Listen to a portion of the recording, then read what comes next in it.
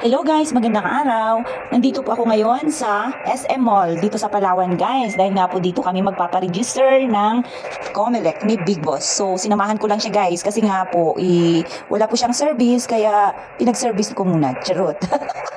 Yung totoo guys, isinamahan ko po talaga siya na magparehistro dito sa Comelec sa Puerto. Yun nga lang, hindi niya po pala alam. So pagdating doon kanina sa Coliseum, super aga pa nga niyan, siguro mga 8 pa lang guys, wala pala doon ang ating Comelec. Nandito raw sila sa SM Mall. Sabi nga namin, super aga pa nga nito para pumunta doon. Pero pwede naman din po pala basta sa Comelec. So maaga rin sila doon. Kaya maaga rin po kami natapos kasi nga po yun, kakonti lang po yung tao. At after nga po doon, dumaan po kami dito sa Water District kasi kanina guys, nung papunta kami sa bayan, sobrang dami ng tao kahit na drive-thru lang, marami po talaga kaya hindi na namin kinaya. Inuna namin yung mga transaksyon namin sa bayan kasi kung aantayin namin talagang magagahol kami sa oras kasi ngayon po yung araw na pabalik niya sa work. So bago siya umalis, binayaran niya muna lahat ng mga bills kasi sa kanya po yan nakatuka.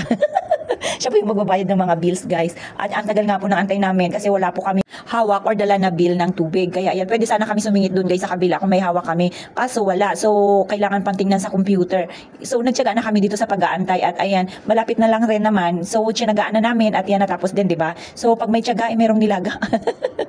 Yan guys, umuwi po kami kaagad niyan kanina pag uwi nga namin. Sakto naman na habang nagpapahinga po kami, tingnan nyo nga po, biglang kumulimlim at babagsak na nga pala yung malakas na ulan. At habang umuupo po nga ako dyan guys, nagre-relax ako. At ayan, sabi nga ni nanay, parang nag-aambo na. Ang plano ko sana, ako lang ang kukuha ng mga sinampay dahil nga si nanay busy po doon sa taas. Pero ang alam ko natutulog si Yayam kanina guys, kaya hinayaan ko na nga lang muna.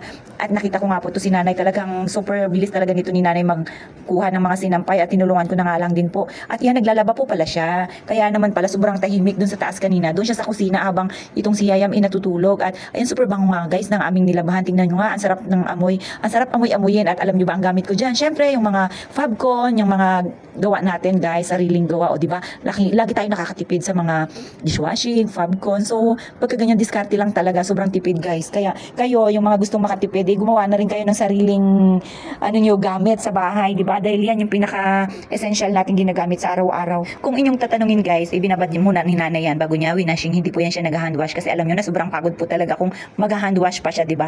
Hindi naman din po yan siya karumihan talaga as in marumi guys. Parang ano lang yan, pawis-pawis, ganun. Dahil hindi naman din po marumi yung ating katawan.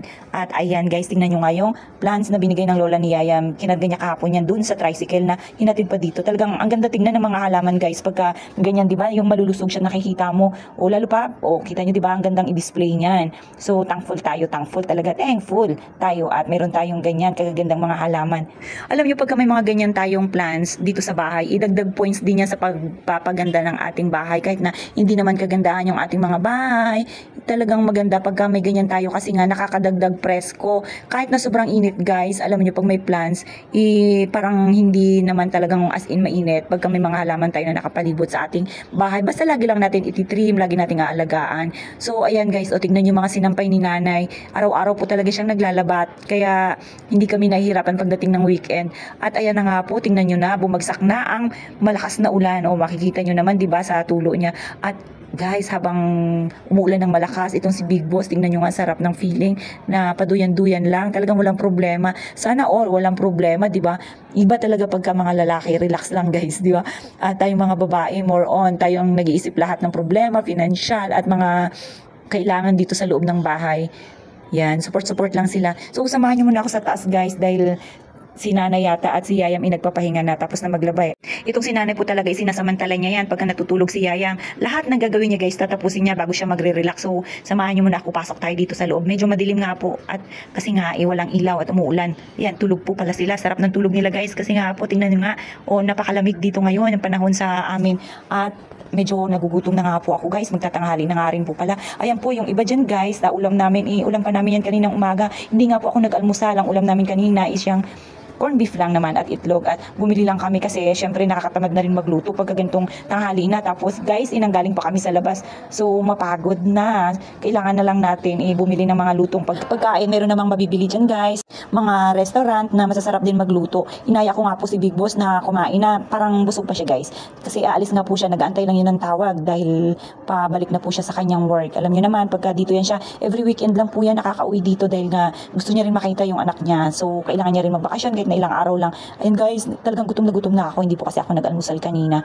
At sakto naman, sabi ko nga po, babalik na lang ako mamaya sa office para sa aming empaw. So, kain po tayo guys. Talagang gutom na ang lola ninyo. Tingnan nyo naman, mga subo pa lang na pagkalalaki, halatang gutom.